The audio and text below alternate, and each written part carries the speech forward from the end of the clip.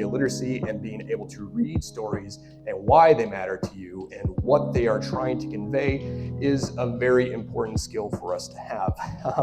I have heard a lot of people say, yeah, it's kind of messed up what happens in Noah's flood.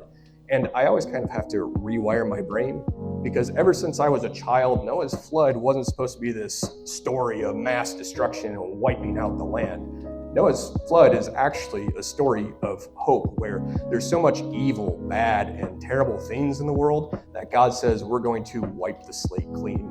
In fact, in a world that's pre-Jesus, where Jesus is the symbol of wiping the world clean, Noah's flood, I personally think, is about the closest example we get in the Old Testament to see that there is a God who can wipe the slate clean. Media literacy can mean a lot of different things. There is some level of media literacy that is more closely to understanding the news. When you read the news, are you able to identify fake information? Are you able to identify media biases? Are you able to identify this, that, and the other thing when you're reading news? And are you able to understand what the story is telling you and how it will impact you? Today, we will not be focusing on that. I believe Mark's message kind of hit some of those beats alone, as he discussed, rather than listening to the news, maybe you should try reading the news to kind of change the way that your brain is chemically reacting to the news. So this is more in the essence of storytelling and how you read stories well. Some of this might feel like a big recap or refresher of your high school English class, is maybe some of the themes we will have here. But as someone who is several years removed from my high school math class, I could tell you some refreshers on math would be helpful for me as well. So hopefully refreshers on maybe English and media literacy is helpful for you as well. So before I begin, it feels weird to introduce myself since I've been here, I believe, close to 15 years now, and I'm also Jamin's youngest brother. A lot of you already know me. But maybe you know me and being Jamin's younger brother, but maybe you don't even know what I studied, maybe what I even do for a living. So just to touch on a few little things really quick. I went to Spring Arbor University for college, and in high school I had a huge love for video and film. I watched pretty much every single movie. Those of you that know the Bradleys well know that we do love movies. Jamin, if you're in any group with him, will ask you to go see a movie every single Thursday of your life. And you'll say, what's the movie about? He'll say, I have no idea. Want to go see it? And you say, yeah, sure. So we have always had a huge love for video and film. My dad did several Star Wars nights back at Chelsea Free Methodist Church, showing Star Wars and then saying, through a Christian lens, how do we interpret Star Wars?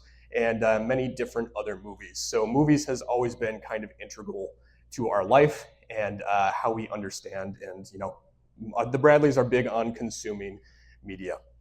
With that being said, if you were to ask Jamin right now about his two brothers, he always has one that he says is the successful brother. Kendall recently said, well, what about your other brother? How do you define him? And he said, I don't know, the weird brother. So I have more or less worn that on my sleeve since a young age. I really do enjoy kind of the weird craftiness of things. In fact, one thing I did mean to mention, I realize it's hard to see from stage, but there are going to be doodles throughout this entire presentation. All of these doodles are hand-drawn by me. Many of you will see me sketching things over in the corner every single week, and you're like, wow, I wonder what inspired poetry he's writing right now. This is what I'm actually doing. I'm just doodling most of the time. Mainly, this is my way. Over the last few years, between the pandemic, between politics, between there's studies that show that trust between individuals is at an all-time low. And kind of this is for me to detox some of those negative emotions, negative feelings, to revert maybe to more of a childhood self of, there's a time and place where we need to take things absolutely seriously and to focus in on those things. But there's also a time and place to realize that not everything in your life needs to be serious, that we can detox some of those emotions and kind of break down some things. So this is a way that I've been trying to find ways to dabble back into that weirdness that Jamin talks about and just try to create for the sense of creating. I'm someone who doesn't believe that all creative works need to be good per se. I think the act of creating is good work just in and of itself. So You will see I am not an artist. I know, again, that's hard to see, but in a world where people, especially the young folk, hate AI art, I tell everyone that if you ever wanted to be an illustrator, now is the best time because people don't really care if you're good at it. They just care that you're doing it. So that is also some of the things we will see up here.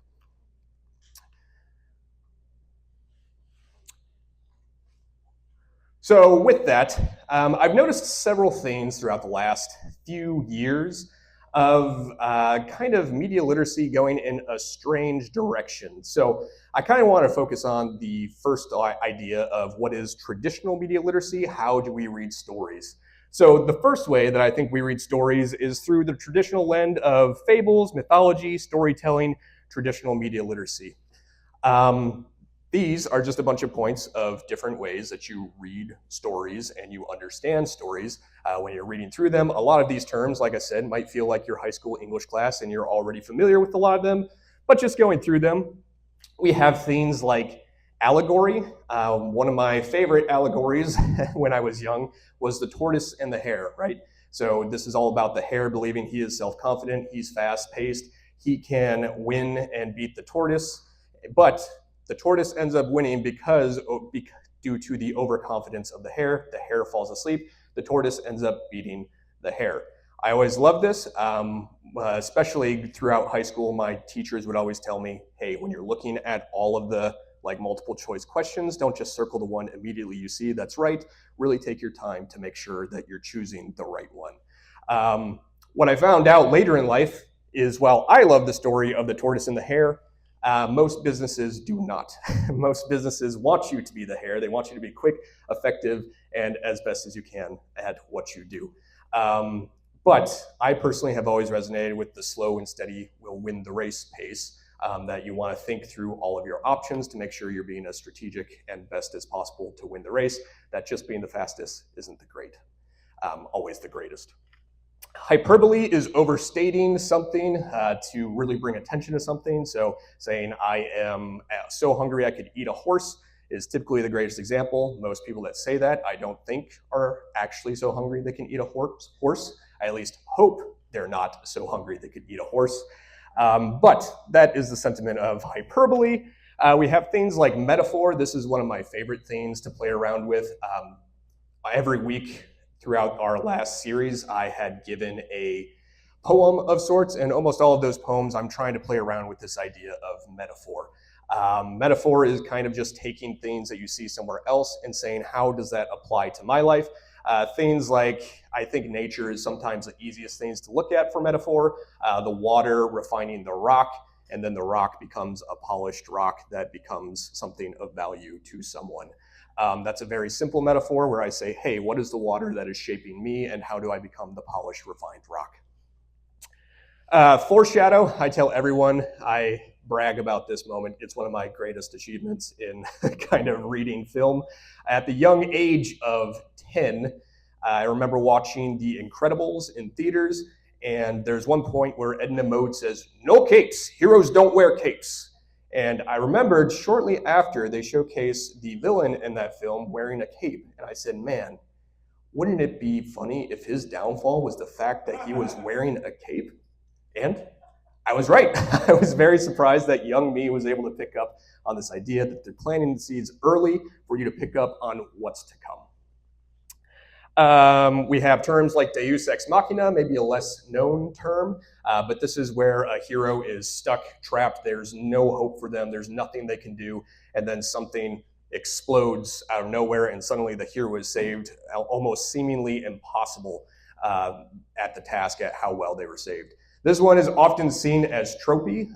My wife and I like to often talk that I don't think there is necessarily tropes in film. Certainly there are tropes that become overused, but all media and all of these in some degree can be tropey, and all of them are being used to maybe emphasize a point or to bring rising action, climactic value, things of that nature. So although this one is often tropey, it does still have its use in media, and just calling it a trope I don't think necessarily is helpful when we're discussing film.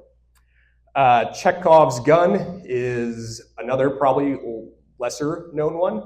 Chekhov's gun is the idea that if the movie or book keeps talking about the fact that there's a gun on the table and they seemingly just keep mentioning it over and over and over again, chances are that gun's about to be used pretty shortly.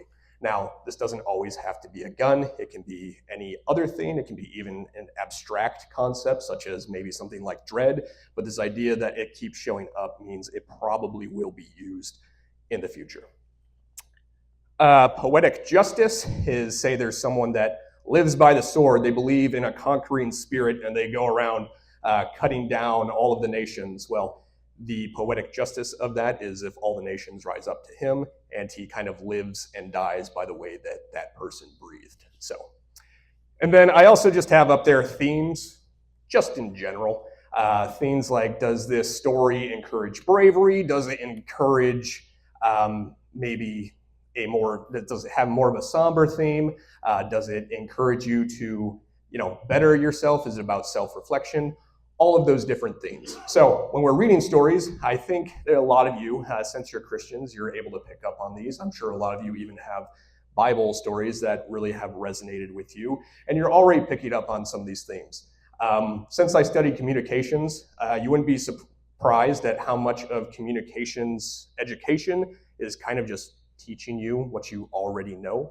But what is interesting about communications is someone's just saying something that you already inherently know, but once you say it out loud, it kind of resonates with your brain and you pick up on things that you're like, oh, I've never actually considered that, and it kind of brings it more to the forefront of the way that we discuss and talk about things. But with all of that, what I've noticed recently is instead of the traditional idea of media literacy, a lot of people have moved to kind of this weird new idea of media literacy. I don't really have any research or facts or any ways to prove that this is the way that people are engaging with media. I mostly say this as a personal observation from what I've seen from people, and the way that they're reading things has kind of started to move to this idea of more theory crafting. What I think theory crafting is every story beat must make logical sense, and often uses overlooked lines of dialogue to add or change to the narrative. One of the most famous examples is in Lord of the Rings. About halfway through Lord of the Rings, Gandalf summons some birds to fly them closer to Mordor, and people were like, well, why didn't you just do that at the beginning and just fly directly to Mordor? And while this is a fun proposition, I say, would you actually like to read that story? Because to me, that doesn't sound like a very fun story to read. But there was, in the early 2000s and 2010s, there was a lot of YouTubers that were kind of popping up. I kind of attribute the idea of theory crafting to the 2000s and 2010s. And it was pretty much anyone with the microphone, rather than focusing on the story at hand, would just kind of give you a beeline in a completely different direction. And down here I say, while it sounds progressive to say, here's something you didn't think about this story, oftentimes I think it can be a little regressive in nature, because instead of discussing the actual themes that the author was intending, it does often become more transactional in nature. You do try to just throw out a giant headline to catch people's attention and say, here's what you didn't know about Lord of the Rings. And you try to maybe explain stories away, and rather than talking about what the author was actually trying to present to you, you make it more about yourself and how you want the story to unfold and how you want to explain the story. Now, I do say all this because theory crafting, I do think, is a little bit more, maybe newer, how people are engaging in theories. I don't inherently think theory crafting is bad. There are media, which things like Five Nights at Freddy's, which maybe some of you know what I'm talking about, maybe some of you don't, but that is kind of all based around theory crafting, and basically it requires what I think is the franchising of a piece of media, that in order to kind of theory craft media, it kind of demands that you franchise it. So you will drop little hints for people to pick up on of, oh, maybe it's this thing, maybe it's this thing, maybe it will be a twist at the end where it changes to this person instead. And that's all great, but I think if we're trying to take traditional media, which took authors, it could take them up to 5, 6, their whole lifetime to write a sequel to that book. I think if we're focusing on theory crafting traditional media to fit the current state of franchising media, where we do want to theory craft and guess the next point that's coming. I think oftentimes we're doing a disservice where we're not actually taking the meat of what the book and what the story is giving us and what we should have been focusing on the whole time. At 1208 Greenwood, we're more than just a church. We're a family growing together in faith, both in person and online. From our original worship music to biblical teaching, which you can access anywhere, we're creating authentic experiences every day. Your giving helps keep our ministries running and creates impactful content and music that reaches people wherever they are. Join our mission to serve and grow. Support 1208 Greenwood today. The link is in the description. So maybe that's a lot. I do have a specific example. Over the last, I forgot I wrote it, titled it that. Over the summer, I have specifically been trying to catch up on some of my reading. Along with all of the doodles that I've been writing, I have been trying to maybe focus on more of the absurdist, quirky, silly stories. So I've read things such as Alice in Wonderland. I went through a little bit of Don Quixote. I'm still in the middle of that. I'm in Charlie and the Chocolate Factory, or Charlie and the Chocolate Factory is one of the ones I finished recently. And I found out this story, has a very simple story to tell.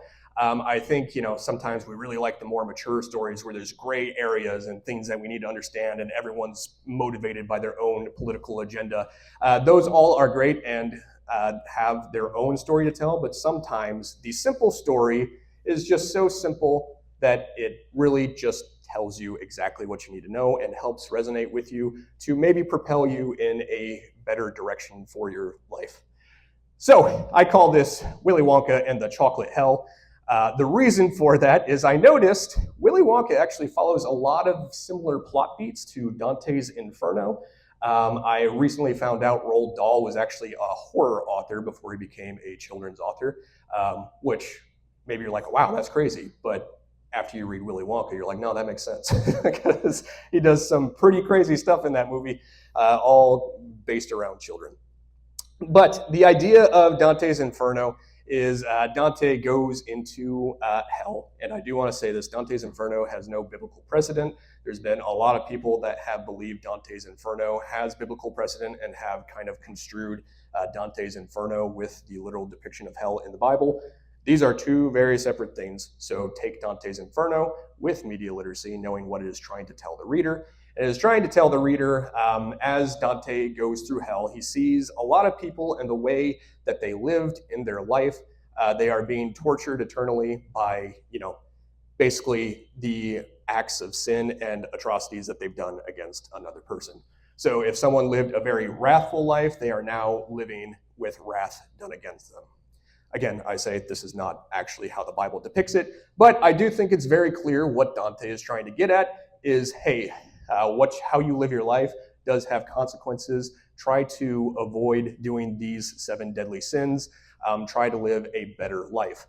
Willy Wonka is more or less the same thing, but instead of maybe being a very foreboding hell, he uses kind of Roald Dahl uses this childlike wonder to kind of explain the story.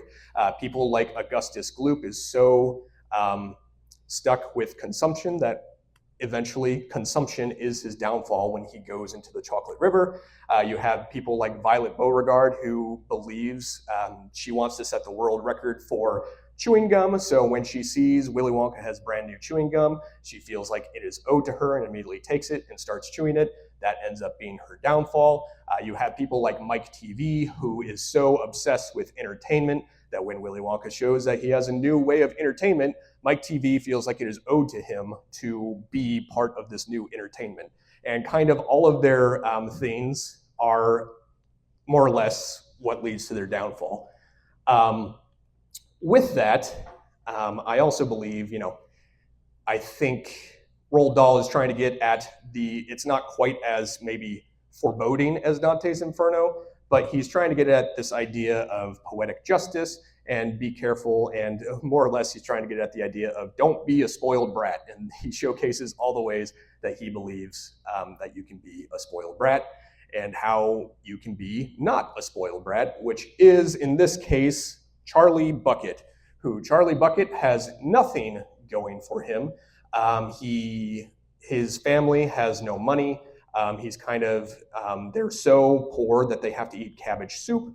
But what he does have is family and a supportive community around him where everyone is trying to support Charlie Bucket despite not having the monetary or money. They are all trying to make sure that this kid is able to live the best life that he can possibly live. And there's a certain beauty to that when you're reading all of the different stories. I even found myself crying as like Charlie opens not just one, but three different golden tickets, or sorry, he opens three different chocolate bars and none of them have a golden ticket until finally, luck would have it that this kid who can't even afford one chocolate bar ends up winning and being able to go to the chocolate factory with all these other kids, where the other kids, it was kind of due to them because they felt like they live in these spoiled families and it was bound to come to them. Charlie Bucket, there was 1 in a million odds that he would ever actually be able to make it here.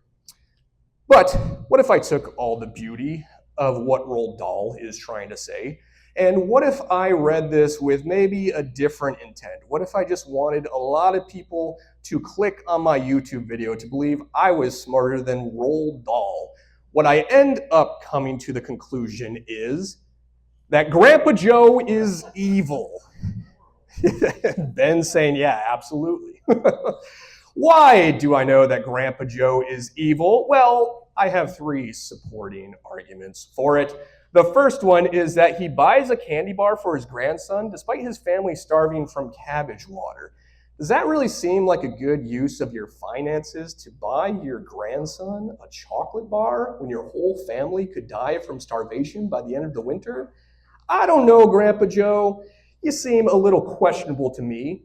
He also suggests he can't get out of bed, and yet despite the fact that he can't get out of bed, as soon as Charlie brings a golden ticket, he jumps up and starts dancing. I don't know about that. That sounds like an evil thing, to manipulate your family into thinking you have a health problem when realistically you don't. And then he also selfishly decides that he is the most fitting to go to the chocolate factory with Charlie. Instead of asking if anyone else would go out of selflessness, he instead wants to convince people that it's owed to him, that Grandpa Joe should be able to go. Now, I obviously say all these with tongue in cheek, but this is the real life world of the internet right now, is people just want to take a hot take and run with it as far as they can. And while I think this is funny, it's fun to humor the idea of an alternate reality where Grandpa Joe is evil.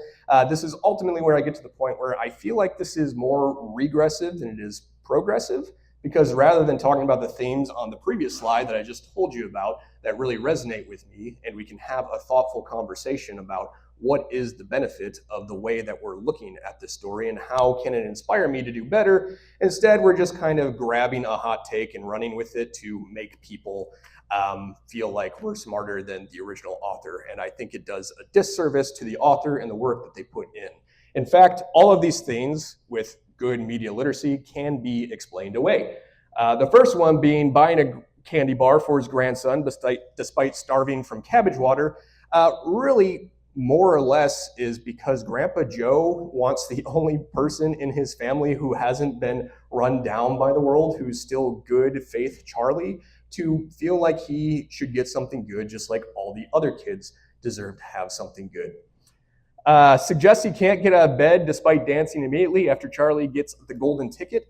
Can be explained as hyperbole. He is literally jumping for joy at the fact that he just won a golden ticket out of the very few odds that someone of their financial status would ever be able to win a golden ticket. We're supposed to feel like Grandpa Joe, where we're saying, yes, Charlie did it.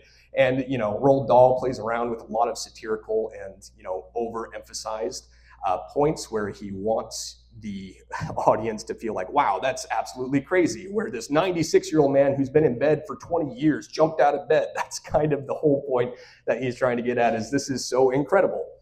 Selfishly decides that he's the most deserving to go to the factory with Charlie.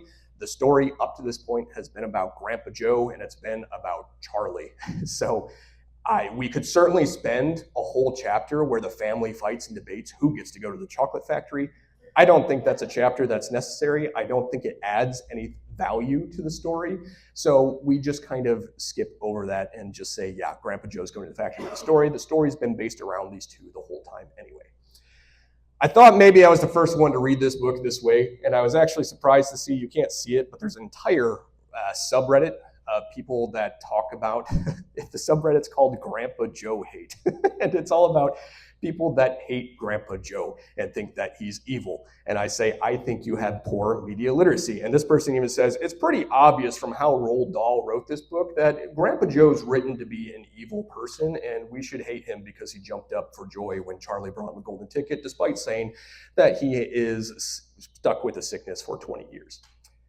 I don't think that's obvious from how Roald Dahl wrote the story, in my opinion. It's because I'm trying to read it for its thematic value and what it has to say to me and how it resonates with me.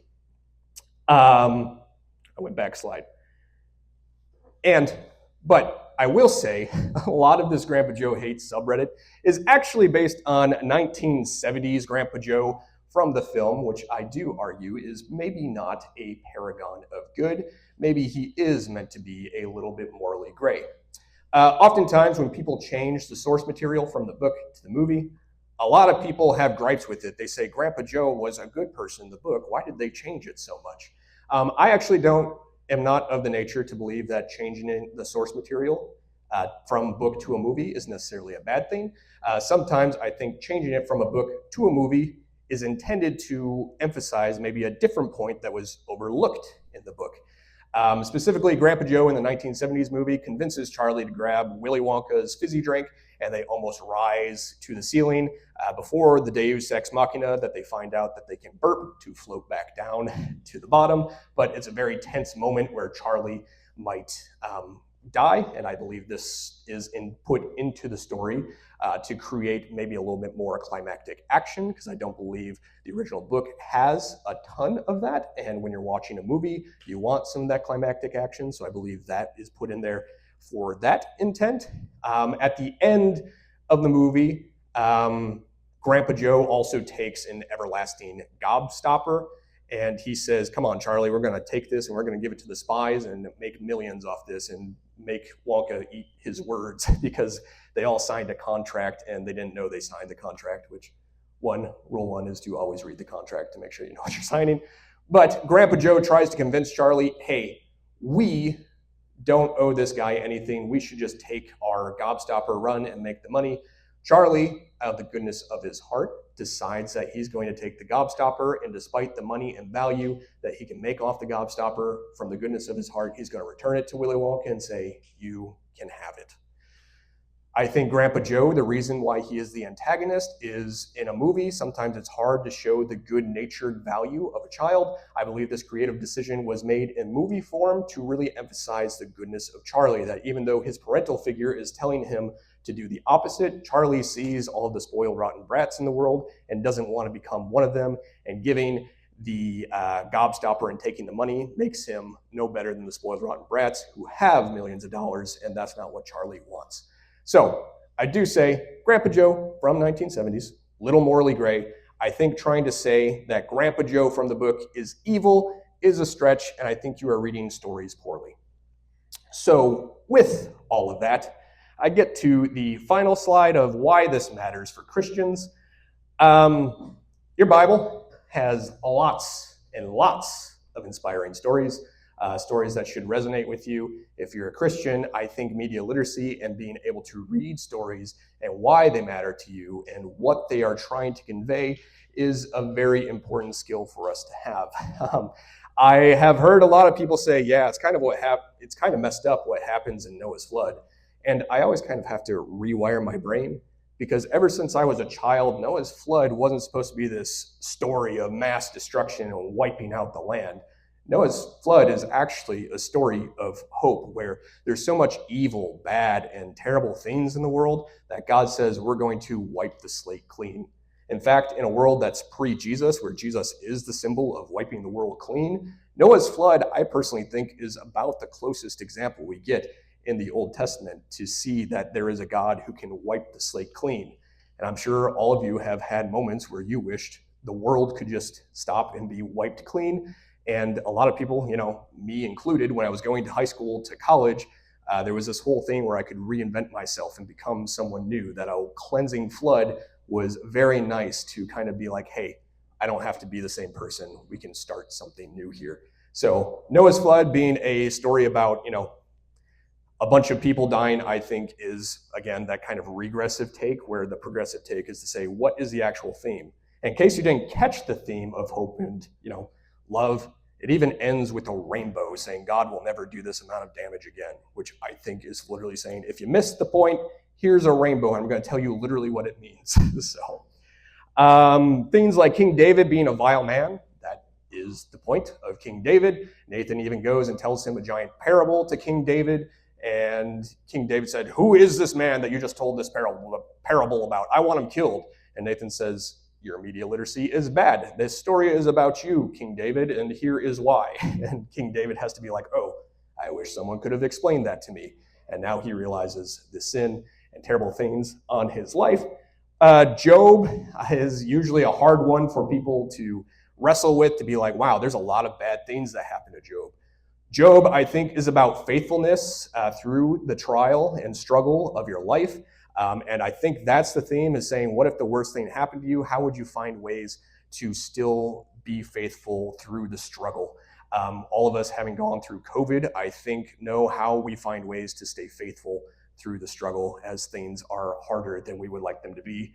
And then I say, just pretty much most stories, I would argue all stories in your Bible are trying to present you with themes that are supposed to resonate with you, empower you, and want to better yourself. So are you picking up on those things, or are you trying to theory craft and go in different directions that the story is not presenting you with, is the heart and core of my message. With that, that is the end of what I have. There's a few more illustrations up there for you. Greenwood.